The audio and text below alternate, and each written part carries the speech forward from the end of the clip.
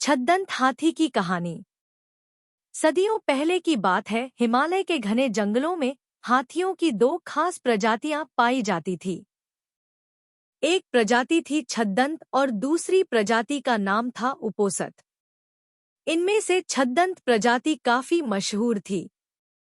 विशाल 6 दांतों की मौजूदगी के कारण ही इन्हें छद्दंत के नाम से पुकारा जाता था। इन हाथियों का सिर और पैर किसी मणि की तरह सुर्ख लाल दिखाई देते थे। इन छद्दंत हाथियों का राजा कंचन गुफा में रहा करता था। उसकी महासुभद्दा और चुल्लसुभद्दा नाम की 2 रानियां थीं। एक दिन हाथियों का राजा अपनी दोनों रानियों के साथ पास के एक सरोवर में नहाने के लिए जाता है। उसी सरोवर के किनारे एक पुराना विशाल वृक्ष लगा हुआ था।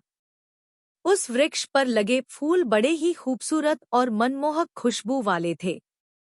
गजराज ने खेल-खेल में अपनी सूंड से उस वृक्ष की एक डाल को कसकर हिलाया। इससे डाल पर लगे फूल महासुभद्दा पर झड़ने लगे और वह गजराज से बहुत प्रसन्न हुई।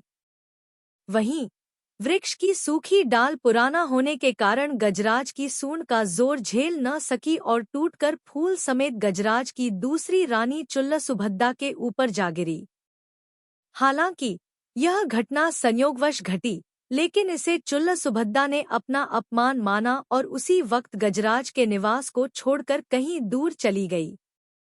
जब गजराज को इस बात का पता चला तो उसने चुल्लसुभद्दा को बहुत ढूंढा, लेकिन वह कहीं नहीं मिली। कुछ समय बाद चुल्लसुभद्दा की मौत हुई और मरने के बाद वह मद्र राज्य की राजकुमारी के रूप में पैदा हुई। युवा होने पर उसकी वाराणसी के राजा से शादी हुई और वह वाराणसी की पटरानी बनी। पुनर्जन्म के बाद भी वह छद्दंतराज द्वारा भूलवश हुए उस अपमान को भूली नहीं और उसका बदला लेने का सोचती रही। एक दिन मौका पाकर उसके वाराणसी के राजा को छद्दंतराज के दांत हासिल करने के लिए उकसाया।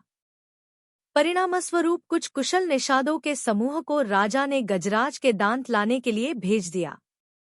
गजराज के दांत लाने के लिए रवाना हुई टोली का नेता था सोनुत्तर। सोनुत्तर करीब 7 साल का सफर तय करके गजराज के निवास पर पहुंचा। उसने गजराज को पकड़ने के लिए और अपना शिकार बनाने के लिए उसके निवास से कुछ दूरी पर एक बड़ा गड्ढा बनाया। गड्ढे को छिपाने के लिए उसने उसे पत्तियों और छोटी लकड़ियों से ढक दिया और खुद झाड़ियों में छिप गया। जैसे ही गजराज उस गड्ढे के करीब आया तो सोनुत्तर ने विष बुझा तीर निकालकर छद्दंतराज पर निशाना लगा दिया। तीर से घायल होने के बाद जब गजराज की नजर झाड़ियों में छिपे सोनुत्तर पर पड़ी तो वह उसे मारने के लिए दौड़ा। चूंकि सोनुत्तर सन्यासियों के वस्त्र पहनकर आया था, इस कारण गजराज ने सोनुत्तर को जीवनदान दे दिया। गजराज से जीवनदान पाकर सोनुत्तर का मन बदल गया और उसने गजराज को सारी कहानी कह सुनाई और गजराज पर निशाना साधने का उद्देश्य बताया। जीवनदान मिलने के कारण सोनुत्तर गजराज के दांत नहीं काट सकता था, इसलिए छद्दंतराज ने मृत्यु से पहले खुद ही अपने दांत तोड़कर सोनुत्तर को दे दिए। गजराज के दांत पाकर सोनुत्तर वाराणसी लौट आया और गजराज के दांत रानी के समक्ष रख दिए।